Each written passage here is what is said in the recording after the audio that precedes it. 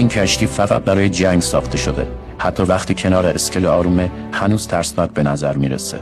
تو دوران اوجش شلیک توپ‌های نیم متریش ساختمون‌ها را از 32 کیلومتر اونورتر می‌لرزوند.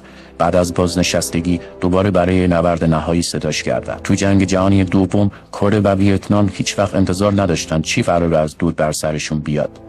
دهه 1980 بازنشسته شد، اما 1991 دوباره فعال شد. موتورها بریدن، موشک‌های تامهافت شلیک شدند. بعد از نزدیک یک دهه سکوت دوباره ثابت کرد که هیچ وقت از کار نیفتاده بود. این کشتی برای تحت تاثیر گذاشتن ساخته نشده بود، برای ترسوندن ساخته شده بود. اسمش USS وینسکانسین بود و هنوز آماده جنگه. اگه میخوای با من وارد دنیای این غول‌های رازآلود و پشم‌ریزون بشی، پیج دانای جهان رو فالو کن. چیزهایی که قراره ببینی حتی تو خواب هم خرابت میکنه.